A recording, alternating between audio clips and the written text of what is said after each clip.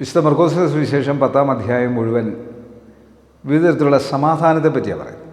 അവിടെ 1 മുതൽ 12 വരെയുള്ള വാക്യങ്ങൾ ഭാര്യയെ ഉപേക്ഷിക്കുന്നതിനെ പറ്റിയാണ്, ഡിവോഴ്സിനെ പറ്റിയാണ് പറയുന്നത്. അവിടെ നിന്ന് അവൻ പുറപ്പെട്ട് യോർദാനക്കരെ യഹൂദ ദേശത്തിൻ്റെ അതിരോളം ചെന്നു. പുരുഷാരം പിന്നെ അവൻ്റെ അടുക്കൽ വന്നുകൂടി. പതിവ് പോലെ അവരെ പിന്നെയും ഉപദേശിച്ചു. അപ്പോൾ പരീശന്മാർ അടുക്ക വന്ന് ഭാര്യയെ ഉപേക്ഷിക്കുന്നത് പുരുഷന് വിഹിതമോ എന്ന് അവനെ പരീക്ഷിച്ചുകൊണ്ട് അവനോട് ചോദിച്ചു. അവനവരോട് മോശ നിങ്ങൾക്ക് എന്ത് കൽപ്പന തന്നു എന്ന് ചോദിച്ചു. ഉപേക്ഷണപത്രം എഴുതി കൊടുത്ത് അവളെ ഉപേക്ഷിപ്പാൻ മോശ അനുവദിച്ചു എന്ന് അവർ പറഞ്ഞു. യേശു അവരോട്, നിങ്ങളുടെ ഹൃദയകാഠിന്യ നിമിത്തം അത്രേ അവൻ ഈ കൽപ്പന നിങ്ങൾക്ക് എഴുതി തന്നു. സൃഷ്ടിയുടെ ആരംഭത്തിലോ ദൈവം അവരെ ആണും പെണ്ണുമായി ഉണ്ടാക്കി. അതുകൊണ്ട് മനുഷ്യൻ അപ്പനെയും അമ്മയും വിട്ട് ഭാര്യയോട് പറ്റിച്ചേരും, ഒരു ദേഹമായി തീരും. അങ്ങനെ അവർ പിന്നെ രണ്ടല്ല ഒരു ദേഹം അത്രേ ആകിയാൽ ദൈവം യോജിപ്പിച്ചതിനെ മനുഷ്യന് വേർപിരിക്കരുത് എന്ന് ഉത്തരം പറഞ്ഞു. വീട്ടിൽ വെച്ച് ശിഷ്യന്മാർ പിന്നെയും അവനെതിനെക്കുറിച്ച് അവരോട് ചോദിച്ചു. അവനവരോട് ഭാര്യ ഉപേക്ഷിച്ച് മറ്റൊരുത്തിയെ വിവാഹം കഴിക്കുന്നതിന് അവൾക്ക് വിരോധമായി വ്യഭിചാരം ചെയ്യുന്നു. സ്ത്രീയും ഭർത്താവിനെ ഉപേക്ഷിച്ച് മറ്റൊരുത്തിനുമായി വിവാഹം കഴിച്ചാൽ വ്യഭിചാരം ചെയ്യുന്നുവെന്ന് പറഞ്ഞു.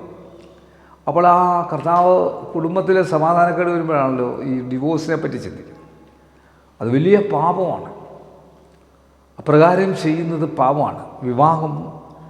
അപ്പോൾ സമാധാനം കെടുത്തുന്ന ഒന്നാണ് ഭാര്യഭർത്തൃ ജീവിതം. അത് സമാധാനം കെടുത്താതെ ദൈവമുള്ളവരായി ജീവിക്കുവാൻ നമുക്ക് സാധിക്കും. കണ്ണുകളടയ്ക്കാൻ പ്രാർത്ഥിക്കാം. ഞങ്ങളുടെ ജീവിതത്തിൽ സമാധാനപരമായി ജീവിക്കുവാൻ ഞങ്ങളുടെ കുടുംബജീവിതത്തെ സമാധാനപരമാക്കണം.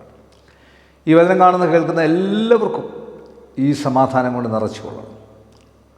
കർത്താവിൻ്റെ കരുണകൃപ കൂടെ ഇരുന്ന് വഴി നടത്തി. ഡിവോഴ്സിൻ്റെ വക്കീലിരിക്കുന്ന കുടുംബങ്ങളുണ്ട്. ഭാര്യയെ സ്നേഹിക്കാത്ത ഭർത്താക്കന്മാർ, ഭർത്താവിനെ അനുസരിക്കാത്ത ബഹുമാനിക്കാത്ത ഭാര്യമാർ, കർത്താവെ പരസ്പരം സ്നേഹമില്ലാതെ വെറും ലൗകികപരമായി ജീവിച്ചുകൊണ്ട് സ്വാർത്ഥപരമായി ജീവിക്കുന്നവരോട് ഈ വചനം ഒരു ശക്തിയായി ഇടപെട്ട് അവരെ ഒരുമിപ്പിച്ചാക്കുവാൻ ദൈവത്തിൻ്റെ ശക്തിക്ക് കഴിയണം. യേശു മൂലം പ്രാർത്ഥന കേൾക്കണം. നല്ല പിതാവേ, ആമേൻ. God bless you.